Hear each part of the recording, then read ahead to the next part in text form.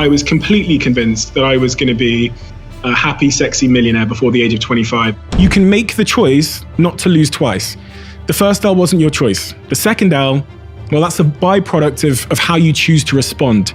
We don't need intensity if we have a little bit more consistency. Need motivation? Watch the Top 10 with Believe Nation. Top 10, I got a top 10. Got my motivation high for my top 10. Gotta learn from the wise women and men. All my life, like 9 to 9. For my top 10, top 10, 9 to 9. This one's for my top 10. Hey, it's Evan Carmichael, and I make these videos because chances are you are the most ambitious person in your circle, but you know you're capable of more, and you get that push by surrounding yourself with the best. So today, let's learn from one of the best, Stephen Bartlett, and my take on his top 10 rules for success. Enjoy. Okay, let's kick it off with rule number 1. Be convinced. I was born in a village in Africa, in Botswana, near South Africa. And I came to the United Kingdom when I was about 2 years old. And I was raised 5 days a week by my mother, who can't read or write still to this day. So even up until the age of about 15 or 16, I was trying to help her learn how to read by using the Bible. I went off to university when I got kicked out of school at 17 years old, because I was way too preoccupied with starting businesses. I was running the vending machine deals that we had for all of the vending machines in our schools. I was running all of the events for the sixth form, which was the top level year at school. So school trips, I was doing everything, organizing the venues, collecting the money, coming up with the idea, marketing it. And I got to the point where my attendance in school was about 30%. And then they decided that they would kick me out to make a statement, despite the fact I was making the school a lot of money. There was 2 expulsion attempts. The first was rejected by the head of the school. He took the expulsion letter off me, ripped it up and said, "You're my little Harry Potter. We keep you under the stairs because you make the school a lot of money."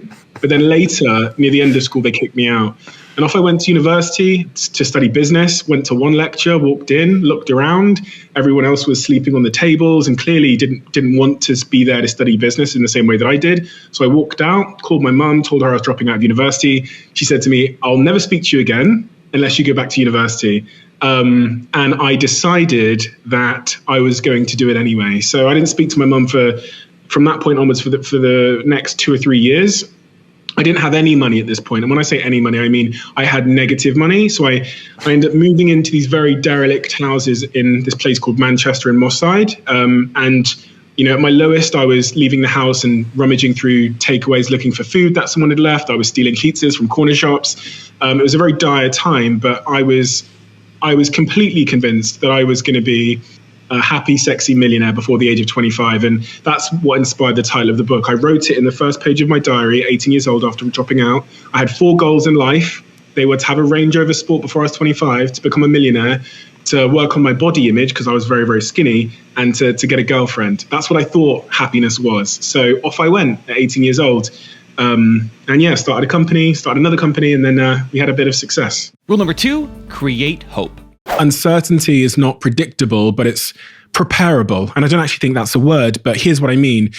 What I know for sure, and this relates to everybody, is that your life is, of course, going to be full of a lot of joy and amazing things and breathtaking moments and rapturous moments of ecstasy, right? But it's also going to be riddled with moments of unexpected uncertainty and chaos. Joy is much easier to handle. You just kind of let go and go with it, right? The good times, not a lot of action or thought required, but uncertainty and chaos require a real rigid set of principles. And for me, those principles over the last 12 months have become acceptance, optimism, and action. And these 3 principles have a real linear connection to the outcome you're seeking. Without acceptance, when bad things happen, there's no optimism. And without optimism, there's no action. And without action, there's often no victory, or at least victory is delayed and hard times are elongated. So when bad news visits, whether that's being unexpectedly fired from your job or dumped by your partner or evicted by your landlord or losing a loved one in the case of a pandemic, you have to do everything you can to stick to these principles despite the intense cloud of natural emotions that will try to convince you and me otherwise. And I do a lot of sort of introspective thinking for a living, and even I am not immune from letting emotion get the best of me in times of intense chaos. No matter how much I've read or written in my diary or how many podcasts I've done, even I fall victim, especially in the short term, to all of those emotions, and sometimes to the instructions those emotions give you, which will lead you to pretty dire outcomes. So, you get dumped by your partner, you immediately think revenge, right? You get fired by your boss, you think, I'm going to sue them, right? I fall for those traps too. And I don't necessarily think it's the aim of all humans should be to try and avoid those emotions and that thinking, because I think it's quite impossible. But it's to be better at the response, right? To shorten the time that those emotions sit with you and to be better in your reaction. And I want to clarify that acceptance, when I talk about acceptance, it doesn't mean being emotionless. It can often mean the exact opposite. You have to accept how you're feeling, accept what's happened, and importantly, retire from trying to change the unchangeable or from wallowing in regret. And you have to do everything you can to get yourself to a place of optimism. I see that as your responsibility. People won't like me saying that, right? People typically, especially in hard times, don't like to delegate responsibility to themselves.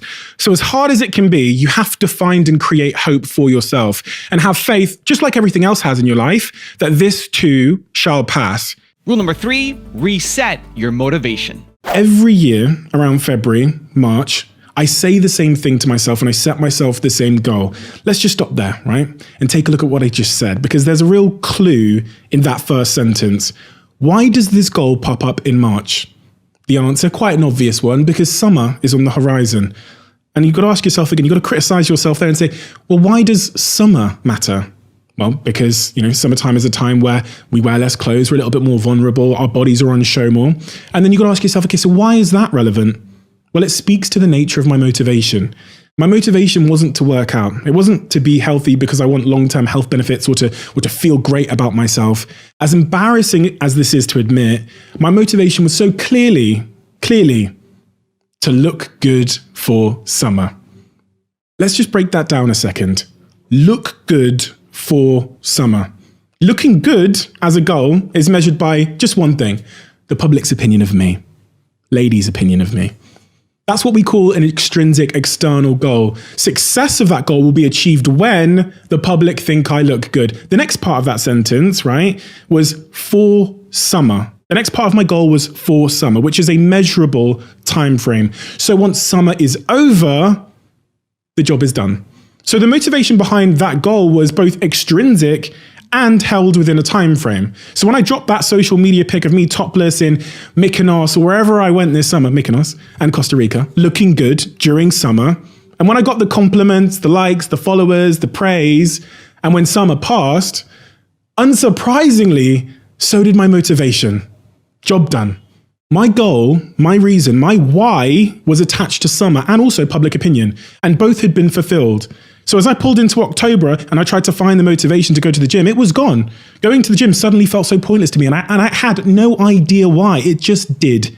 Even when I managed to get to the gym, my workout was quite honestly pathetic. It was short. It was like 25, 30 minutes of me predominantly texting. And I didn't know why. I just thought I wasn't feeling great. Like a boat that had suddenly been unanchored, I was now just drifting unconsciously without intention or real motivation or without conscious realization into the winter months, into bad habits, into Fat Steve. And the minute I realized this year, I was able to completely reset and sort of re-anchor my motivation into things that were intrinsically internally motivating and without timeframes. I set myself the goal of going to the gym just because it makes me feel great and because of the energy it gives me and the positive impact it has on my sleep. Rule number 4, take on the world. The things that invalidated you when you're younger will be the things you seek validation from when you're older. And for me, not being able to have people at my house, not being able to celebrate birthdays and Christmases, they carved this insecurity into me that as I get to 16, 17, 18 years old, I just want to fill. And as you say, like a lot of successful people, if you dig into their stories, you'll find this moment, this trauma, this event that happened in their early years. And of course, it's then the thing that often makes them successful. But the reason they become successful is because they're in some way unusual. right? They might be obsessive about money or power or control. And that often also comes with an unappreciated downside, which means they might find it really hard to form relationships, which I did. And they might be a little bit too selfish. They might be, they might chase after material things thinking it's happiness, get there, it moves away like a mirage, and they're left with a lack of fulfillment. To answer your question about what the things were in me that made me move differently, one of them was, by the age of 10 years old, my parents were never in the house. And when I say never, I mean like I would wake up, they weren't there. And when I went to bed, they weren't there.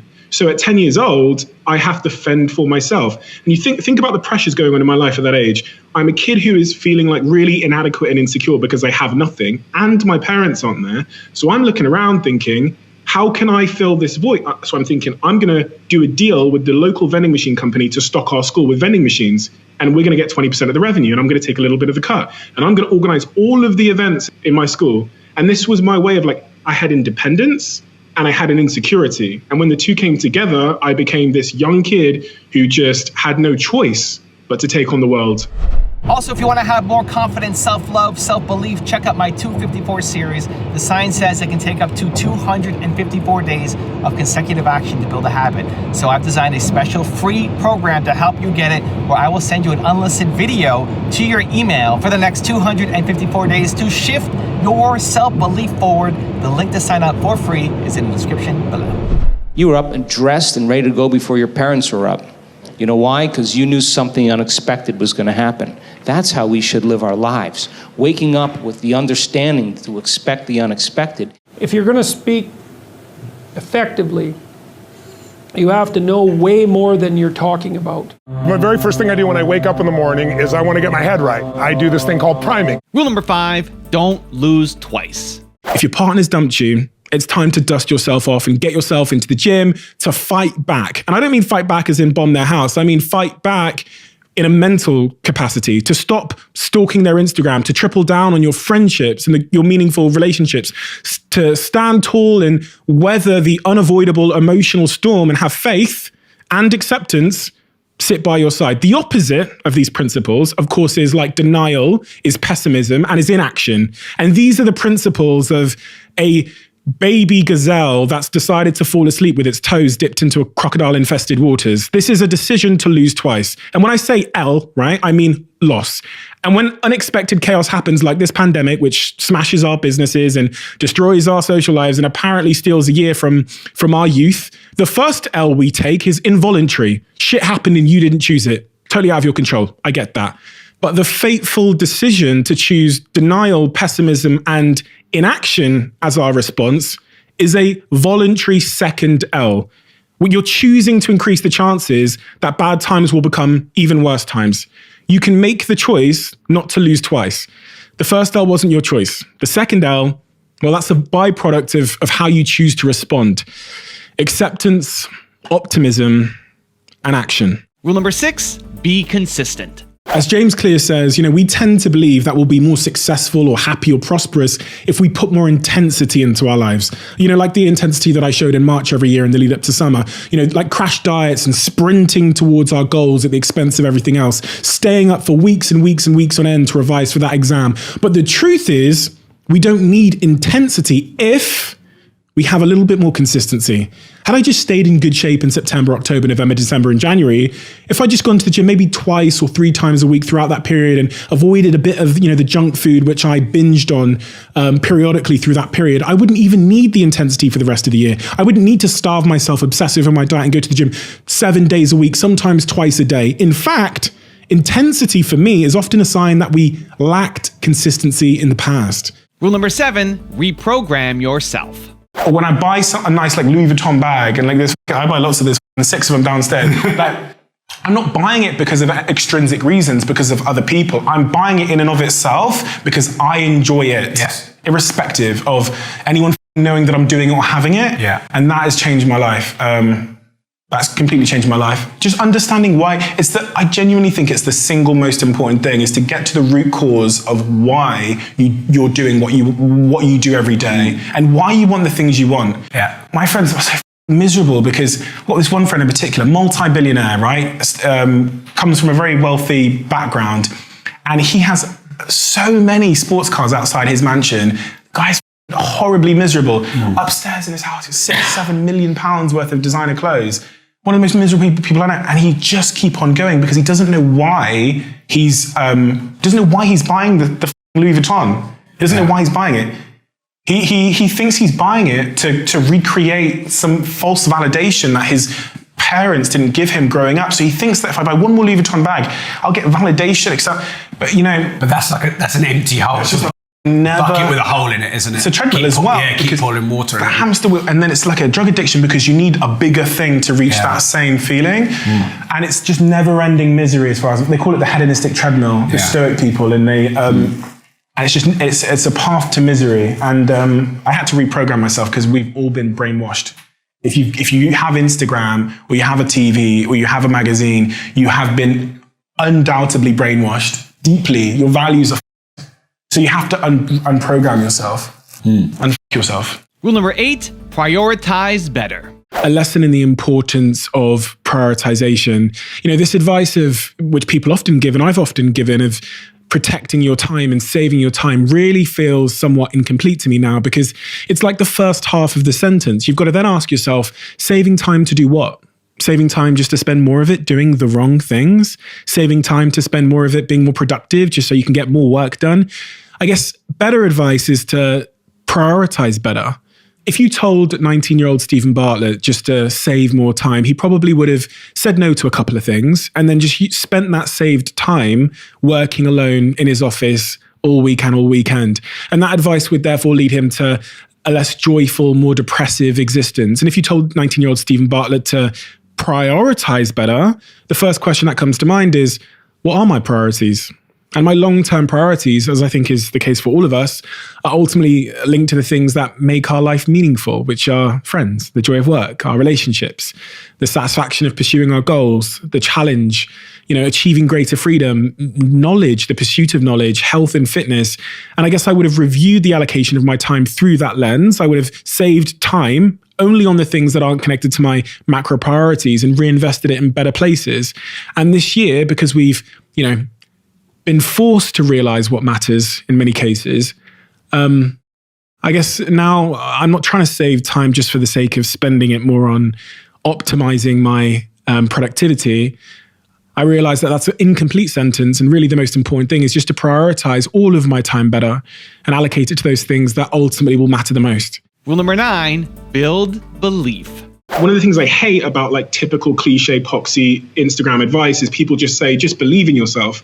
We all know that that's not how belief works, right? Like I use the example in the book. If I held your dearest loved one at gunpoint and said, I'm going to kill them unless you believe that I am Jesus Christ, you could only lie to me, because you can't, even if everything's on the line, you can't make yourself believe something that you don't have evidence to believe. And so the way that my belief built was in that phase where I had radical independence at 10 years old, and I had this huge insecurity. And it's like building muscle in the gym. You just gradually build these small case studies that compound on top of each other. But do you know what? I didn't have lunch money today, but I left the house. I did this. I told this kid to buy a ticket, and now I have lunch money. I can influence my peers. That's an interesting new piece of evidence I've got about myself. And so it was those three things. It was building the case studies. It was this radical independence, and it was which and this insecurity that led me to being a young person who had built a big company. Yeah. And rule number 10, the last one before a very special bonus clip, is know that you're enough.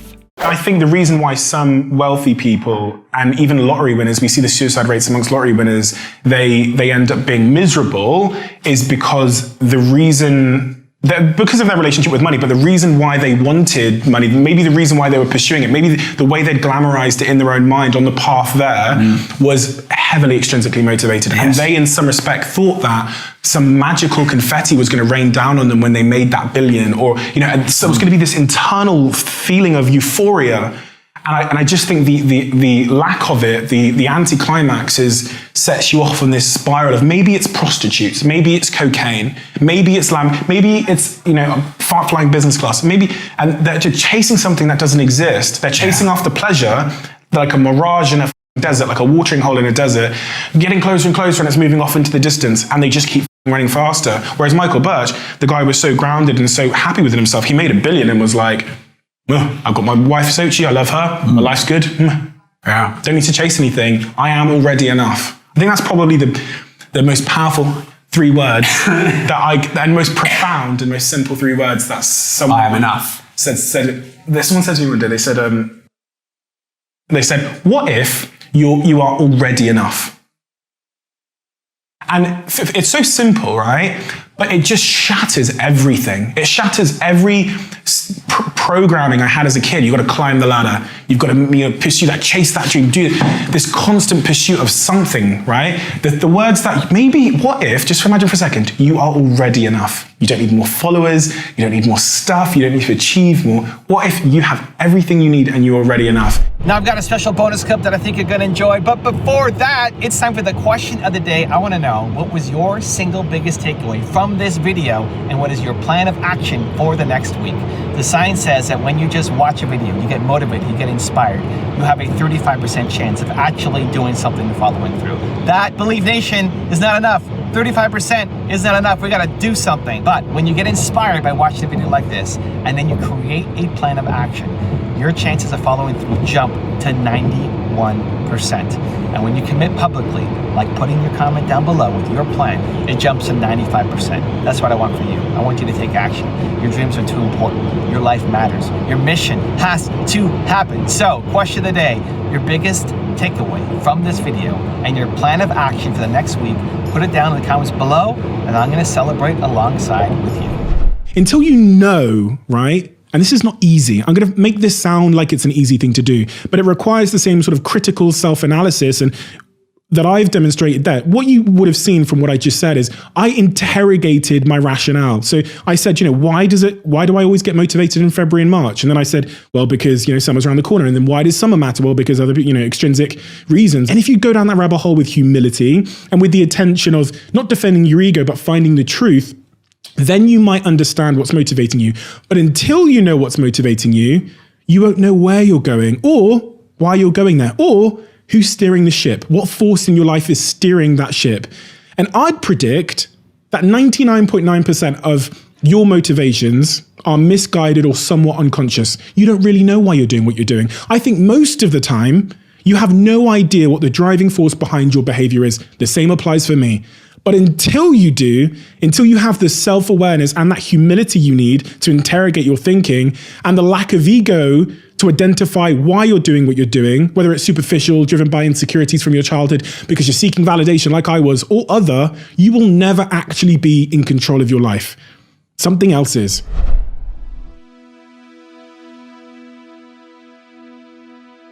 If you want 10 more awesome rules from Vusi Tembekweo, check out the video right there next to me. I think you'll love it.